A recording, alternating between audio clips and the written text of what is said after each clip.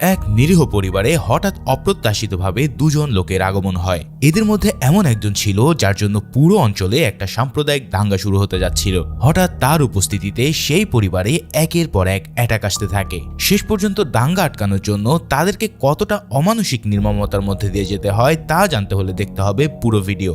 বলছিলাম 2021 সালে রিলিজ পাওয়া অসাধারণ ও ভিন্নধর্মী মুভি কুরুথির কথা। তো চলো আর প্যাচাল না বাড়িয়ে শুরু করা যাক আজকের মুভি এক্সপ্লেনেশন। মুভির শুরুতে আমরা ইব্রাহিম নামক এক মুসলিম যুবকের জীবনের একটা ট্র্যাজিক মোমেন্ট দেখতে পাই। ইব্রাহিম তার মেয়ে জোহরা এবং স্ত্রী জিন্নাতকে নিয়ে সুখে শান্তিতে বাস করত। সে ছিল রাবার বাগানের একজন কর্মচারী। একদিন ঝড় বৃষ্টির রাতে বাগান থেকে ফিরে এসে সে দেখতে পায় তার ঘরের বাড়ি পুরোটাই মাটির নিচে চাপা পড়ে আছে। সেদিন রাতে তীব্র বৃষ্টির কারণে ওই এলাকায় বিরাট এক ভূমিধস হয়েছিল, আর এই ভূমিধসের কারণেই সেখানে তার মেয়ে ও স্ত্রীর মর্মান্তিক মৃত্যু হয়। চোখের সামনে সাজানো সংসার এভাবে ওলটপালট হয়ে যাওয়ায় ইব্রাহিমের পুরো পৃথিবীটা যেন থেমে গিয়েছিল। তবে 1 বছরের মাঝেই সে নিজেকে কিছুটা সামলে নেয়। এখন সে তার বাবা মুসা আর ভাই রসুলের সাথে একসাথে থাকে। তার পরিবারের মৃত্যুর পর সে নিয়মিত নামাজ কালামও পড়া শুরু করে। তার ইচ্ছা হলো অতি দ্রুত সে জান্নাতে গিয়ে তার মেয়ে ও স্ত্রীর সাথে মিলিত হবে। যাক, ইব্রাহিম এখনো বিবাহিত না হলেও তার বাড়িতে এমন একজন আছে যে তার বৃদ্ধ বাবার দেখাশোনা করে। সেই মেয়েটার নাম হলো সুমথি। সুমথি একজন ডিভোর্সি হওয়ায় সে অন্যর বাড়িতে কাজ করে তার খরচ চালায়। অন্যদিকে ইব্রাহিমের ভাই রসুলের সাথে তার বাবা মুসার একেবারে ভালো সম্পর্ক না। এর জন্য সে প্রতিদিনই মুসার সাথে ঝগড়া করতে থাকে, কারণ মুসার নেশা এবং বেপরোয়া স্বভাবের জন্য তাদের সংসারে এখন বেহাল অবস্থা। সুমথি তাদের দুজনের ঝগড়া নিয়ে প্রায় হিমশিম খেতে থাকে। এমনই একদিনে রসুল তার বাবার সাথে ঝগড়া করে ঘর থেকে বেরিয়ে যাওয়ার সময় ইব্রাহিম তাকে দেখতে পায়। রসুল তাকে বলে যে সে আহমেদের দোকানে ক্যারাম খেলতে যাচ্ছে। এই ব্যাপারটা ইব্রাহিমের একদম পছন্দ ছিল না, কারণ সেই ক্যারামের আড্ডায় বিভিন্ন ধরনের লোক এসে ক্যারাম খেলতো। যাই হোক, ইব্রাহিম বাড়ি ফেরার পর সুমথিকে তার ভাই প্রেমানানির কথা জিজ্ঞেস করে। ইব্রাহিমের মতন প্রেমানানির স্ত্রীও 1 বছর আগে ভূমিধসে মারা গিয়েছিল। তার শোকে পাগল হয়ে প্রেমানান এখন নিয়মিত নেশা করতে থাকে। এই সবের পরেও কিন্তু সে সুমথির জন্য একটা নতুন পাত্র খোঁজার চেষ্টা করছিল, কিন্তু সুমথিরা নতুন বিয়ে করার কোনো ইচ্ছা নেই। তবে বিয়ে যদি কাউকে করতে হয় সেক্ষেত্রে তার একমাত্র পছন্দের পাত্র হলো ইব্রাহিম। তারা দুজনে 2 ধর্মের হলেও ইব্রাহিমকে সে অনেক পছন্দ করত। এই কথা সে তাকে জানিয়ে বলে যে সে চাইলে সুমথি কাজীর সামনে কালমা পড়ে তাকে বিয়ে করতে রাজি আছে। এছাড়াও বিয়ের পর সে গোপনে পূজা পাঠ করবে যাতে কেউ সত্যটা না জানতে পারে। কিন্তু ইব্রাহিম তাকে না করে দেয়, কারণ এখনো তার স্ত্রী ও সন্তানের কথা সে একেবারে ভুলতে পারেনি। পরের সিনে আমরা ইব্রাহিমকে সেই আহমেদ ভাইয়ের দোকানে চা খেতে দেখি। ওই দোকানটাতে ক্যারামের আড্ডায় করিম নামের একজনের সাথে রসুল সেখানে ক্যারাম খেলছিল। ইব্রাহিমকে দেখতে পেয়ে তারা দুজনেই উঠে সেখান থেকে চলে যায়। এতক্ষণে তারা দুজনে ইরাক এবং আফগানিস্তানের মুসলমানরা কিভাবে জিহাদ করছে সেই ব্যাপারে আলাপ করছিল। অর্থাৎ বোঝা যাচ্ছে যে তাদের মধ্যে জিহাদকে নিয়ে মিসলিডিং করে হয়তো কোনো একটা ঘাপলা ঘটানোর চেষ্টা হচ্ছে। এছাড়াও তাদের এলাকাতে বেশ কিছুদিন আগেই এমন একটা ঘটনা ঘটে যায়। একজন হিন্দু ছেলে এক মুসলিম দোকানদারকে ছুরি মেরে হত্যা করে। ইব্রাহিম চায়ের দোকানে বসে থাকা একজন লোকের কাছ থেকে জানতে পারে যে ওই মুসলিম দোকানের ছেলে একটা সংগঠনের সাথে জড়িত ছিল। সেই ছেলে আবার তার বাবার খুনিকে ছাড়বে না বলে প্রকাশ্যে ঘোষণা দেয়। এদিকে ইব্রাহিমের ভাইও যে এই পথে পা বাড়াচ্ছে সেই ব্যাপারে কিন্তু তার কোনোই ধারণা নেই। করিম নামের ওই লোকটা আসলে নিজেও একজন উগ্রপন্থী, তাই তার প্ররোচনায় রসুলও ধীরে ধীরে উগ্র মানসিকতার দিকে এগিয়ে যাচ্ছিল। এমনকি সে জিহাদ করার নাম করে অন্য ধর্মের লোকের উপরে হামলা করার জন্য রেডি ছিল। তবে করিম তাকে সুযোগের জন্য অপেক্ষা করে থাকতে বলে, কারণ এখন শুধু দেখে যাওয়া ছাড়া আর কোনো উপায় নেই। রসুল এই সমস্ত লোকদের সাথে মেলামেশা করলেও সে তখনও তেমন কিছু করে বসেনি। তাদের সবার লাইফ মোটামুটি ভালোই যাচ্ছিল। তবে একদিন রাতে তাদের সাথে এক আনএক্সপেক্টেড ঘটনা ঘটে যায়। সেদিন রাতে তারা যখন পারিবারিক আলাপ করছিল তখন হঠাৎ বাইরে থেকে কেউ একজন দরজায় টোকা দেয়। দরজা খোলা মাত্রই হাত করা বাঁধা একটা লোককে কেউ যেন ভিতরে ঠেলে দেয়। এরপরে সে ভিতরে ঢুকেই ইব্রাহিম আর রসুলের ফোনগুলো নিজের কাছে নিয়ে ফেলে। তারপর সে একে একে ঘরের সমস্ত দরজা জানলা বন্ধ করতে থাকে। ঘরের মধ্যে যত ধারালো অস্ত্র ছিল সবগুলো সে এক জায়গায় করে বেঁধে ফেলে। ঘটনাগুলো এত দ্রুত ঘটছিল যে ইব্রাহিমরা কিছুই বুঝতে পারছে না যে তাদের সাথে আসলে কি ঘটছে। তখন সেই লোকটা নিজের পরিচয় দিয়ে জানায় যে তার নাম এসআই সত্তন। তার সাথে যে আসামি রয়েছে তার নাম বিশু। এই ছেলেটাই মূলত সেই মুসলমান দোকানদারকে হত্যা করেছিল। এই ঘটনার পর থেকে পুরো অঞ্চলে একটা সাম্প্রদায়িক দাঙ্গার আশঙ্কা তৈরি হয়েছে। বিশুকে জানে মেরে ফেলার জন্য বেশ কিছু মুসলিম গোষ্ঠী হন্যে হয়ে বেড়াচ্ছে। তাই তাকে এখানে নিয়ে আসার পথেও সত্যনের টিমের উপরে এমন একটা হামলা হয়েছিল, যার ফলে সে বিশুকে নিয়ে বাঁচিয়ে আসতে পারলেও বাকি পুলিশরা এদিক ওদিক বিচ্ছিন্ন হয়ে গেছে। সে তার কলিগদের ফোন করে জানতে পারে যে তারা সবাই কেচালান নামের একটা জায়গাতে আবারও একত্রিত হবে। ইব্রাহিম তাকে জানায় যে কেচালান এখান থেকে প্রায় 3 ঘন্টার রাস্তা, তাও আবার সেখানে যেতে হবে বনের মধ্যে দিয়ে। তখন সত্যন তাকে বলে যে যেহেতু আজ রাত্রে এখান থেকে বের হওয়া সম্ভব নয়, তাই সে এখানে বিশু সহই থেকে যাবে। তবে সেই পর্যন্ত সবার বাইরে যাওয়া নিষেধ এবং তাদের ফোনগুলো তার কাছেই থাকবে। তখন রসুল হঠাৎ জিজ্ঞেস করে বসে যে এই কি সেই লোক যে ওই মুসলিম দোকানদারকে হত্যা করেছে? এই কথা শুনে সত্যন তাকে চুপ করিয়ে দেয়, কারণ এমনিতে আশেপাশের পরিবেশ পুরোটা দাঙ্গাময়। যদি কেউ জানতে পারে যে তারা এখানে আছে তাহলে এখানেও তারা হামলা করে বসবে। বিশু তখন বলে ওঠে যে হ্যাঁ, আমি সেই লোক যে ওই দোকানদারকে উপরে পাঠিয়েছি। দরকার হলে এই কাজ আমি আবারও করব। মানে খুনের পরেও তার মনে বিন্দু মাত্র অপরাধ বোধ নেই। সত্যন তখন তাকে প্রচন্ড এক ধমক দিয়ে চুপ করিয়ে দেয়। এরপর সে জিজ্ঞেস করে যে আশেপাশে আর কোথাও ঘর আছে কিনা। এটা শুনে ইব্রাহিম যখন বলে যে এখান থেকে কিছুটা দূরে পাহাড়ের নিচে একটা হিন্দু ঘর আছে, তখন সত্যন কিছুটা নিশ্চিত হয়, কারণ মুসলমান ঘর থাকলে অ্যাটাক হওয়ার সম্ভাবনা আরো বেশি বেড়ে যেত। যাই হোক, কিছুক্ষণ পর তাদের দরজায় আবারও টোকা পড়ে। তবে এবার বাইরে থেকে শোনা যায় সুমতির কণ্ঠ। প্রতিদিনকার মতন আজ রাতেও সে ইব্রাহিমদের জন্য রাতের খাবার নিয়ে এসেছে। ইব্রাহিম দরজা খুলে তাকে ভিতরে ঢুকতে দিলে সত্যন আবারও দরজা বন্ধ করে দেয়। কিছুক্ষণ পর সবাই খেতে বসলে সেই ফাঁকে ইব্রাহিম সুমতিকে ব্যাপারটা বুঝিয়ে দেয়। বেচারা সুমতি হুদায় এই গভীর রাতে এই একটা ঝামেলায় আটকে যায়। এদিকে খাওয়ার সময় বিশুকে গরুর মাংস খেতে দেখে রসুল তাকে জিজ্ঞেস করে যে তুমি তো গরুর মাংস খাও, তাহলে মুসলমানদের সাথে তোমার কি সমস্যা? ওই বৃদ্ধ দোকানদারকে তুমি কেন মেরে ফেললে? বিশু তখন খুব তাচ্ছিল্যের সাথে জবাব দেয় যে মুসলমানরা এই দেশে কেবলই মাইনরিটি সেজে থাকা নাটক করে। ওই লোকটাকে তারা দোকান বন্ধ করতে বলেছিল, কিন্তু সে একটা ঝগড়া লাগানোর মতন পরিস্থিতি তৈরি করে। তবে সময় মতন সত্যন ধমক দিয়ে দুজনকে চুপ করিয়ে দেয়। এরপর খাওয়া শেষে সত্যন ঘরের থেকে পাওয়া মুসার রাইফেলটা নিয়ে নাড়াচাড়া করতে থাকে।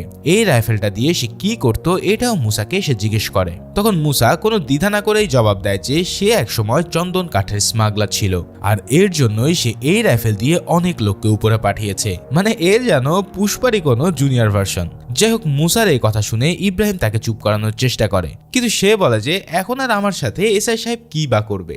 যদি জেলেও নিয়ে যায় তাহলে আমি সেখানেই আরামে থাকবো। মানে সে জেলে যাওয়াটাকে এই বয়সে এসে পরোয়া করে না। এদিকে বিশু হঠাৎ ওয়াশরুমে যেতে চায়। ওয়াশরুম ঘরের বাইরে হওয়ায় সত্যন তাকে নিয়ে বাইরে বেরোয়। তখন সে সত্যনকে ভুলিয়ে ভালিয়ে তার পক্ষে নেওয়ার চেষ্টা করে। তবে সত্যন কিন্তু তার কথাতে বিন্দু মাত্র প্রভাবিত না হয়ে তাকে ঘাড় ধরে আবার ঘরের দিকে নিয়ে যায়। এদিকে এই সময়টাতে রসুল আর ইব্রাহিমের মধ্যেও তর্কাতর্কি চলছিল।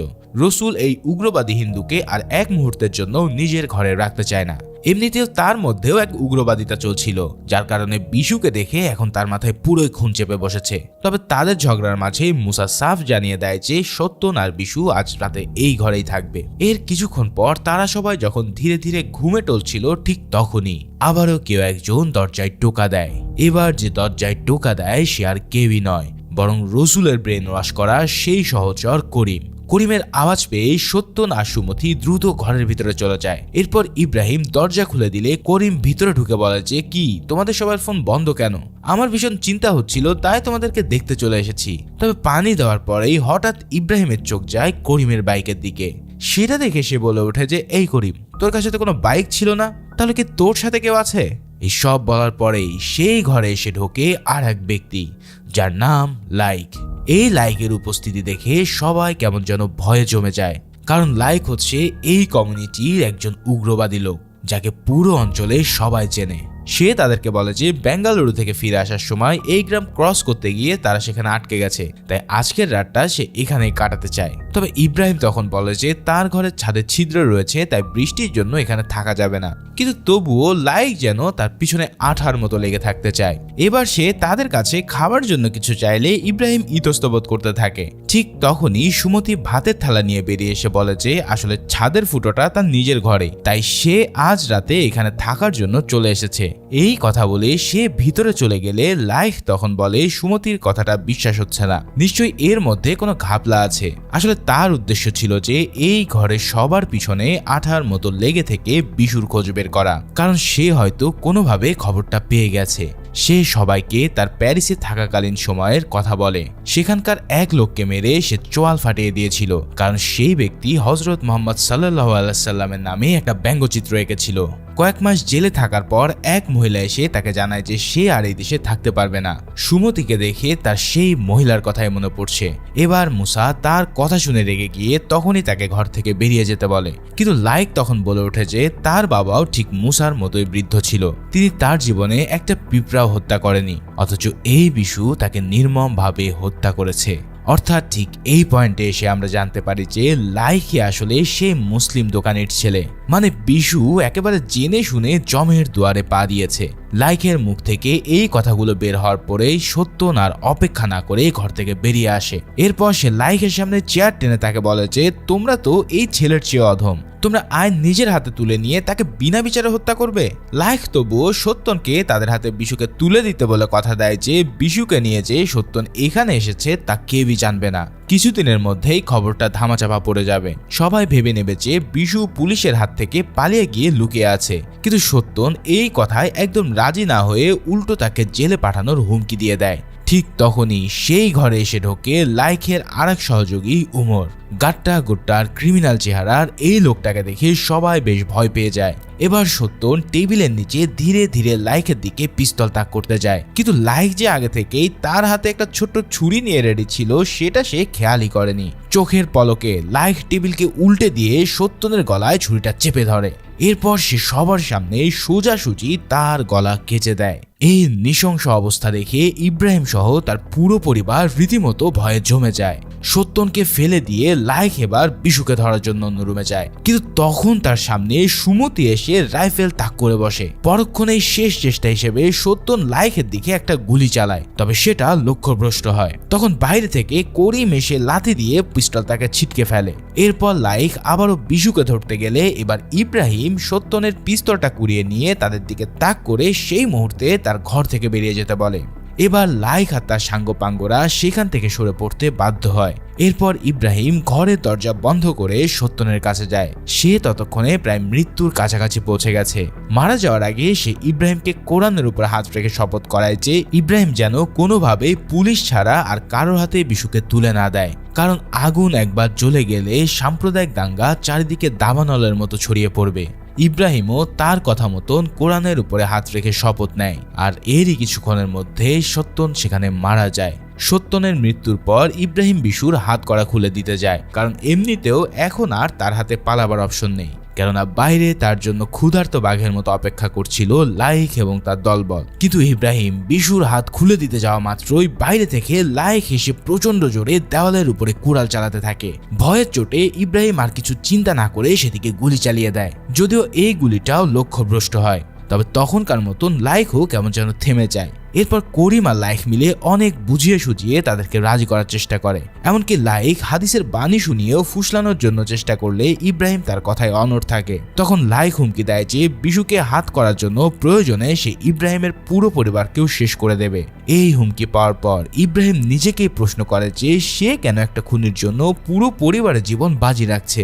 সুমতি তখন তাকে বলে যে এই ঝামেলাটা শুরু হয়েছিল হিন্দুদের মন্দিরের অবমাননা থেকে। যদি মসজিদকে কেউ একজন এভাবে অবমাননা করত তাহলে রসুল হয়তো সেম কাজ করে বসতো, কারণ সে আর বিশু প্রায় একই বয়সের। এরই মধ্যে করিম এসে আবার বাইরের ঘরের ইলেকট্রিক লাইন বিচ্ছিন্ন করে দেয়। তখন সবাই গিয়ে ভেবে নেয় যে হয়তো লোডশেডিং হচ্ছে, আর তারা বাতি জ্বালিয়ে বসে থাকে। বিশুর সাথে কথা বলতে গিয়ে তারা বুঝতে পারে যে সে আসলে কতটা ব্রেইন ওয়াশড। মুসলমানদের জন্য তার প্রতিটা শিরায় শিরায় জমে আছে রাগ আর ঘৃণা। এমনকি 100 বছর আগের মোগলদেরকেও সে মুসলমানদের সাথে তুলনা করতে থাকে। কিন্তু মুসা তাকে বলে যে এই রাজা বাদশাদের সাথে তাদের তো কোনো লেনদেনই নেই, বরং তারা নিজেরা কিভাবে এই গরিবের মধ্যে দিয়ে জীবন পার করবে সেটাই বরং চিন্তার কারণ। এদিকে এই সব কথা বলতে বলতে সবাই হঠাৎ ছাদের উপরে কারো নড়াচড়া শব্দ শুনতে পায়।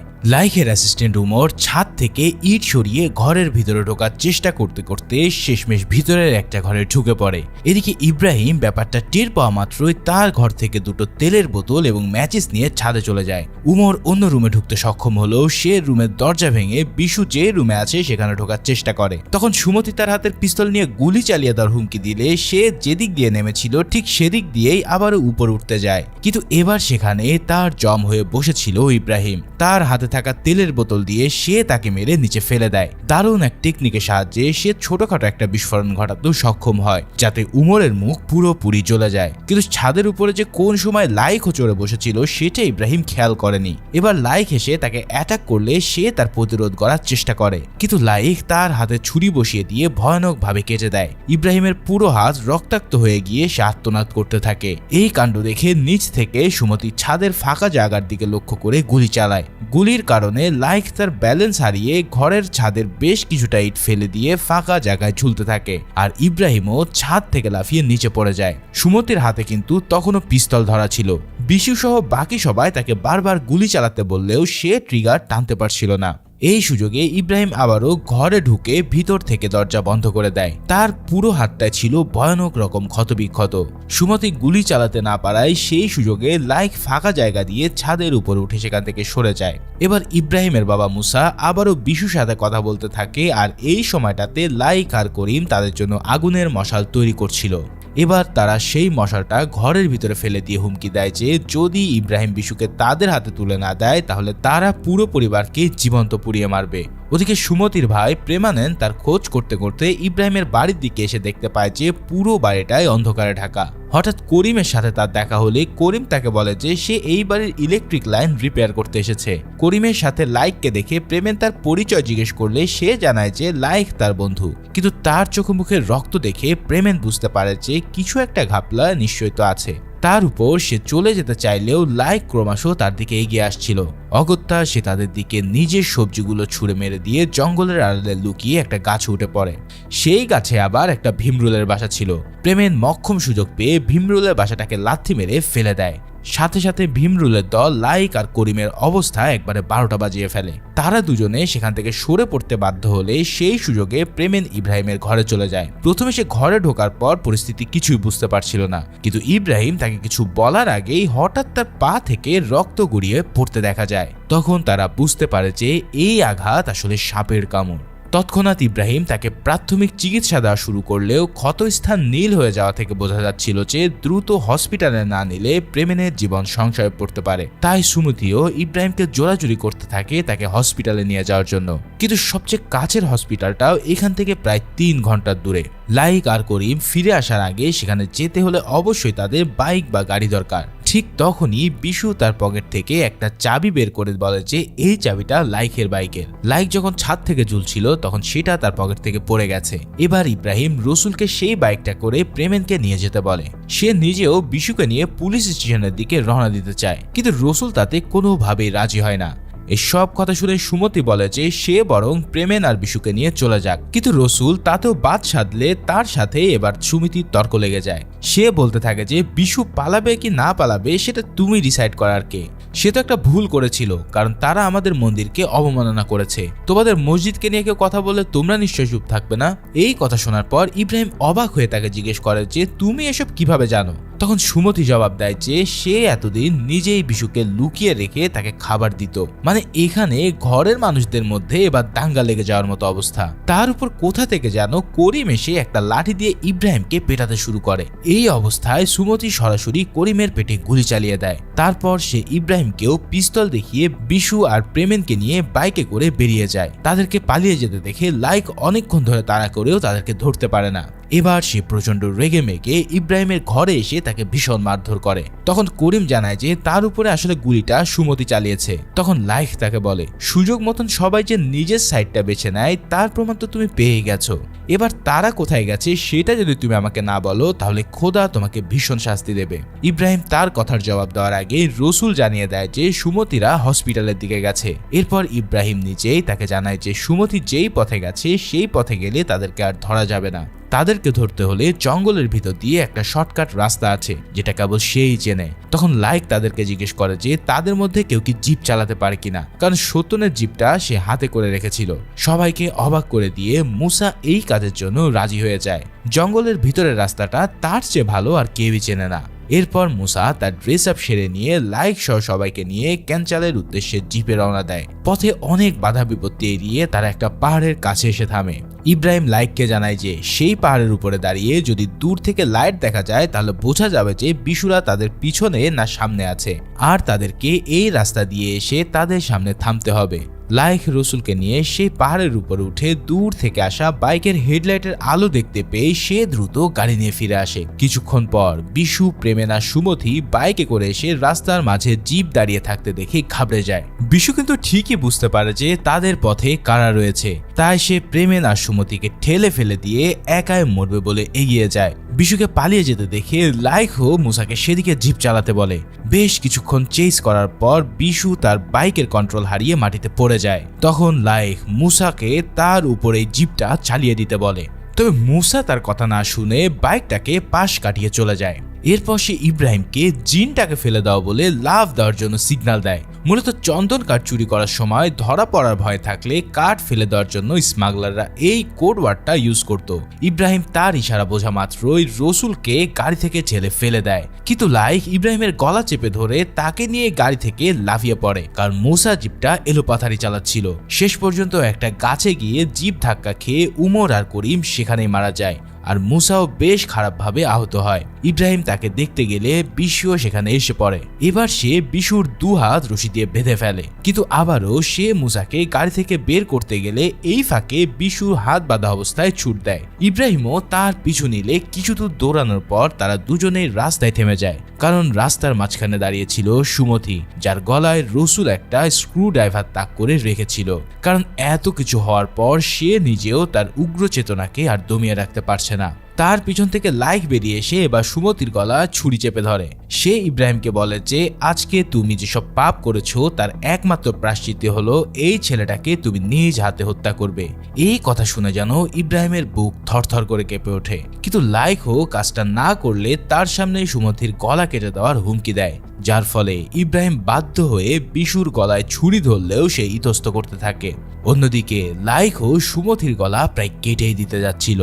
ভাইরে ভাই, এই মোমেন্টগুলো যে কত ইন্টেন্স ছিল সেটা যারা মুভি দেখেছে কেবল তারাই রিলেট করতে পারবে। ইব্রাহিম কাঁপা কাঁপা হাতে বিশুর গলায় ধীরে ধীরে ছুরিটা চেপে ধরলে পরক্ষণেই প্রেমান এসে পিছন থেকে লাইককে গুলি করে বসে। ইব্রাহিম তৎক্ষণাৎ বিশুর হাত খুলে দিয়ে তাকে দৌড় দিতে বলে। সে পালাতে শুরু করলে লাইক এবার প্রচন্ড বেগে তার পিছু নেয়। অনেক দূর দৌড়ানোর পর সে প্রায় বাঘের মতোই বিশুর উপরে ঝাঁপিয়ে পড়ে তাকে ধরে ফেলে। তাকে দেখে বোঝা যাচ্ছিল যে তার চোখে মুখে কতটা ঘৃণা আর প্রতিশোধের নেশা রয়েছে। এবার সে বিশুকে নিজের শরীরের সমস্ত শক্তি দিয়ে মারাত্মকভাবে মারধর শুরু করে, এমনকি সে বিশুর একটা হাত আর একটা পাও ভেঙে দেয়। এভাবে তাকে আধমরা করে দেওয়ার পর সে পাশ থেকে বিশাল এক পাথর কুড়িয়ে এনে তার উপরে ফেলে তাকে খতম করতে যায়, কিন্তু পাথর ফেলার আগে সামনে থেকে ইব্রাহিম এসে তার পেটে ছুরি ঢুকিয়ে দেয়। তার হাত থেকে পাথরটা পড়ে গেলে বিশু প্রাণে বেঁচে যায়। ইব্রাহিম তখন আরো একটা আঘাত করে তাকে মারাত্মকভাবে জখম করে রাখে। প্রায় মৃত্যু পথযাত্রী অবস্থায় লাইক তাকে জিজ্ঞেস করে যে এই ছেলেটাকে বাঁচিয়ে তোমার কি লাভ হলো, আর শেষ পর্যন্ত তুমি নিজেও তো একজন খুনি হলে। ইব্রাহিম তার কথার কোনো জবাব না দিয়ে আস্তাগফিরুল্লাহ পড়তে পড়তে পিছিয়ে যায়। লাইক তার পেট থেকে ছুরিটা বের করা মাত্রই অঝোর ধারায় রক্ত ঝরতে থাকে। শেষ পর্যন্ত নিজের প্রতিশোধ পূর্ণ না করে তাকে করুণ মৃত্যু বরণ করে নিতে হয়। তবে মরার ঠিক আগে সে রসুলের হাতে নিজের ছুরিটা তুলে দেয়। লাইক মারা যাওয়ার পর ইব্রাহিম, মুসা, সুমতি আর প্রেমানন্দকে নিয়ে একটা ঝর্ণার ধারে বসে। প্রায় অর্ধমৃত্যু অবস্থায় থাকা বিশুকে এবার ইব্রাহিম পালিয়ে যেতে দেয়, কারণ এখন যদি সে কারোর হাতে মারা যায় তাহলে সাম্প্রতিক দাঙ্গার দাবানল দাও দাও করে জ্বলে উঠবে, আর এই দাবানলটা আটকানোর জন্যই তাকে নিজ হাতে লাইককে খুন করতে হয়েছে। তবে তারা সবাই জানে যে এই দাবানল কখনো শেষ হওয়ার নয়, বরং বিভিন্ন ধর্মীয় গোষ্ঠীর মধ্যে এই বিভেদ আর সংঘাত আজীবনই লেগে থাকবে, আর একদিন তার চূড়ান্ত ফলাফল তারা সবাই দেখবে। রসুলের হাতে লাইকের ছুরি তুলে দেওয়াটা এই উগ্রতা চলমান থাকারই একটা লক্ষণ। মুভির একদম শেষ সিনে আমরা রসুলকে সেই ছুরি হাতে বিশুর মুখোমুখি হতে দেখি। যদিও এরপরে কি ঘটে তা আমাদেরকে আর দেখানো হয় না, তবে ধারণা করা যায় যে ইব্রাহিমের অনেক চেষ্টা সত্ত্বেও শেষমেশ রসুল হয়তো বিশুকে শেষ করে দিয়েছে। এখান থেকে আমরা বুঝতে পারি যে লাইক কিংবা বিশুর মতন লোকেরা চলে গেলেও জেনারেশন থেকে জেনারেশন এই ঘৃণা আর উগ্রতা ছড়াতেই থাকবে, যদি না মানুষ একে অপরের প্রতি শ্রদ্ধাশীল এবং সহনশীল হয়। এই মুভির শুরু থেকে শেষ পর্যন্ত আমাদেরকে এই মেসেজটা দেওয়ারই চেষ্টা করা হয়েছে। এভাবেই এই ট্র্যাজিক এন্ডিং এর মধ্যে দিয়ে মুভিটা শেষ হয়ে গেলেও আমরা মেসেজটা ঠিকই বুঝতে পেরেছি। তো হিংসা নয়, বরং মিলেমিশে পাশে থাকাটাই আমাদের সমাজে শান্তি বয়ে নিয়ে আসবে। ভিডিওটা ভালো লেগে থাকলে অবশ্যই একটা লাইক করতে ভুলো না, আর সেই সাথে নতুন ভিডিওগুলো পাওয়ার জন্য চ্যানেলটা সাবস্ক্রাইব করে রেখো। দেখা হচ্ছে পরের কোনো ভিডিওতে, সেই পর্যন্ত আল্লাহ হাফেজ।